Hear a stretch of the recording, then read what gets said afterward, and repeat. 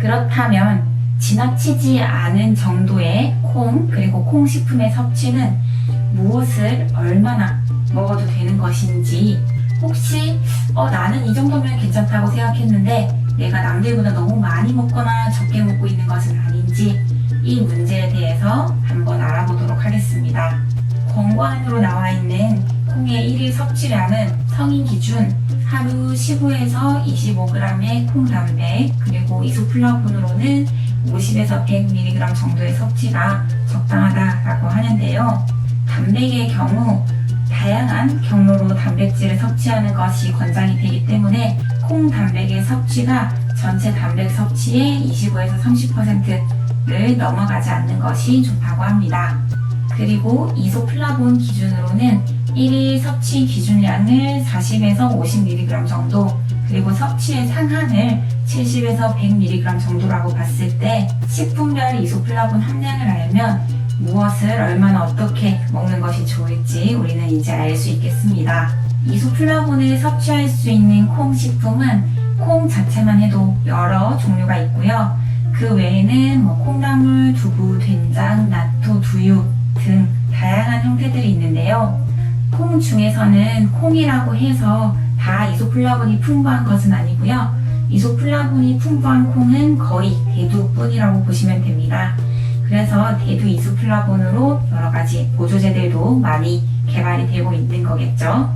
대두 이외에는 우리 서리태, 흑태라고 하는 검정콩도 대두의 일종이라서 어느 정도 이소플라본을 함유하고 있긴 하지만 그 외에 강낭콩이나 병아리콩, 완두콩 등은 이소플라본이 별로 많지 않다라고 보시면 되겠습니다. 그런데 대두를 이용한 콩식품들은 가공 공정에 따라서 이소플라본 함량이 다소 변할 수가 있고, 대두 품종과 원산지 그리고 식품 가공 업체나 연구 방법에 따라서도 조금씩 차이가 날 수가 있어서 조사해 봤을 때 식품별로 이소플라본 함량이 밝혀진 결과가 다 동일하지는 않았습니다. 그렇지만 어쨌든 100g당 함량을 기준으로 결과값들을 조금 종합해 보자면 대두 자체의 이소플라본 함량은 품종에 따라서 편차가 좀 크기는 하지만 100g당 평균 80에서 120mg 정도의 이소플라본을 함유하고 있고요. 된장은 100g당 70에서 80mg 정도,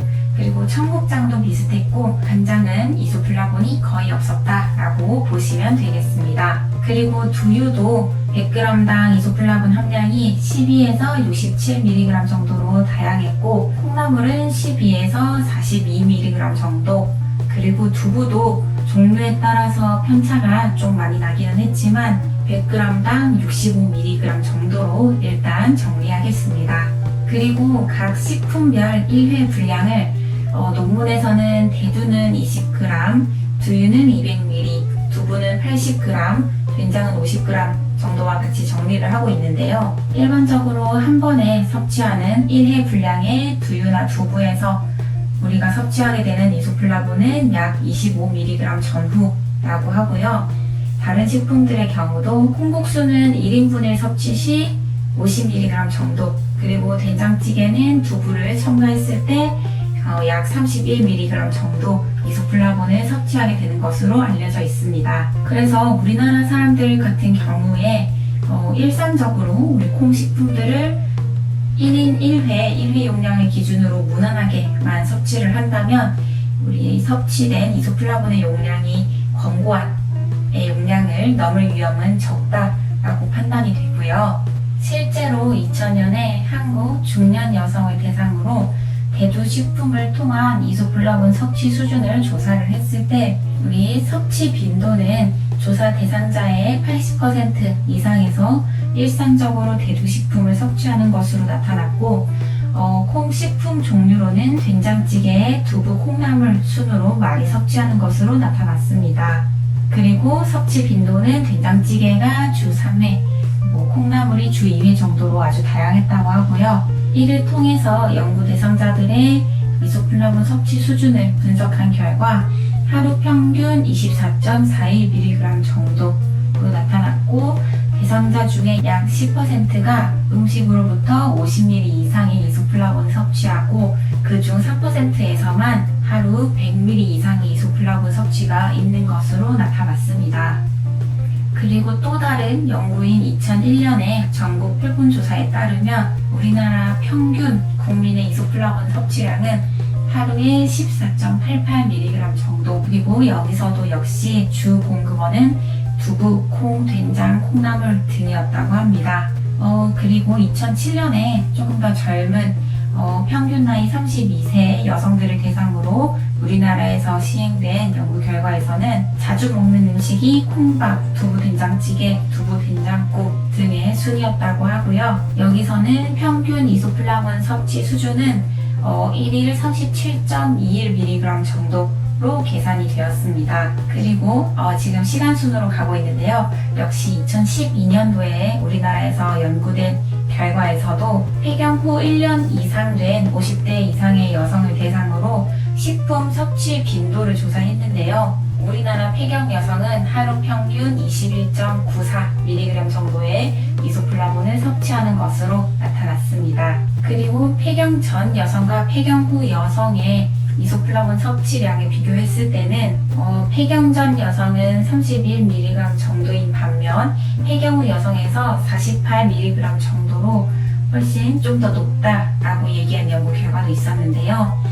저자는 이에 대해서 우리 폐경 후 여성들이 콩 이소플라본을 조금 더 챙겨 먹기 때문인 것 같다라고 얘기했습니다.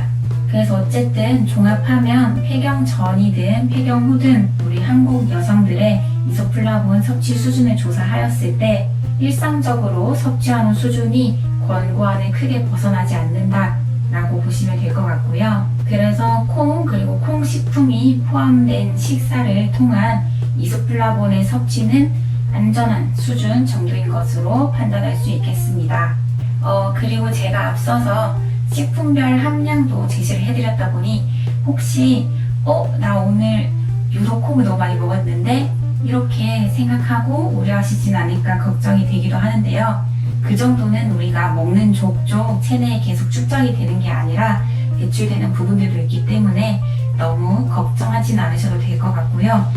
의도적으로 너무 고용량으로 끊임없이 챙겨 먹는 정도를 경계하시면 되겠습니다.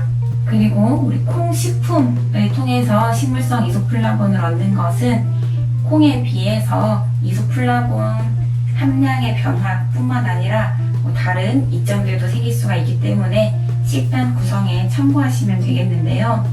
콩나물 같은 경우에는 콩에 비해서 비타민C 같은 물질들이 더 풍부해진 상태라고 하고요. 두부의 경우에 콩 단백질이 분해가 되어서 맛이나 소화 효율이 더 좋아진 상태라고 보시면 되겠습니다. 그리고 대두로 만드는 우리 된장이나 낫또 같은 경우에도 발효 과정이 이소플라본 형태에 영향을 미쳐서 소화 흡수 효율을 빠르게 하고 추가적으로 항산화 효과 등이 증강된 상태라고 보시면 되겠고요. 두부, 된장 등 콩으로 만든 식품을 섭취 시에 위암 발생이 적어졌다라고 하는 연구 결과도 있다고 하니까 우리 기호에 따라서 필요에 따라서 식단 구성에 참고해 보시면 좋을 것 같습니다.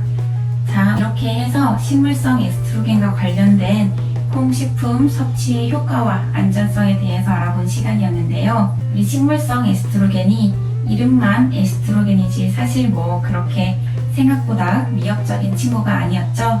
그래도 다만 주의하셔야 할 것은 오늘 알아보면서 여러 연구 결과들도 종합하고 했던 것은 일반적으로 콩이나 두부 같은 콩 식품의 섭취가 괜찮을까? 일상적으로 식사 중에 굳이 피하지 않아도 될까? 하는 것에 포인트가 맞춰져 있었던 것이지 콩을 맹목적으로 챙겨 먹자라든지 보조제를 챙겨 먹자라고 말씀드리는 것은 아니라는 점 말씀드립니다. 콩 섭취가 효과적이었던 부분들에 있어서는 혹시 이전에 식단에 콩류가 거의 포함되지 않으셨던 분들이라면 조금 더 포함시키는 것을 고려하실 수 있으실 것 같고요. 혹은 제가 아까 말씀드린 예시들에 비해서 섭취 빈도가 개인적으로 조금 부족하다라고 느껴지시는 분들이라면 식사 중에 맞아 콩 이소플라본이 어디에 좋다 그랬지 라고 하면서 한 두 입 정도만 더 챙겨 드시는 정도만 해주셔도 충분할 것 같습니다. 그리고 중간중간 말씀드렸지만 연구 결과들 사이에도 좀 차이가 나는 부분, 일관된 결론을 내릴 수 없는 부분들이 존재하는 거, 그리고 모든 연구 결과를 모든 사람들한테 100% 적용할 수는 없다는 점이기 때문에 제가 오늘 드리는 결론은 식물성 에스트로겐으로 웬만해서는 스트레스를 받으실 필요가 없다 이기는 하지만 선택은 개인의 몫이고요. 그리고 혹시 이제 제가 이렇게 식품으로서의 콩 그리고 콩 식품의 섭취가 안전하다라고 말씀드리는 이외에 이소플라본이 좋다니까 그럼 나는 한번 챙겨 먹어보고 싶은데 식단은 좀 귀찮고 보조제를 먹고 싶다라고 하시는 분들은 보조제 함량을 잘 살펴보시고 평소 식단을 좀 조절을 하시거나 대두 이소플라본으로 만들어진 건강기능식품이라고 해도 대두 이소플라본 이외에도 여러가지 많은 성분들이 대다수에 포함이 되어 있기 때문에 성분의 종류와 함량을 꼭 잘 살펴보시고 섭취해 보시는 것을 추천드립니다.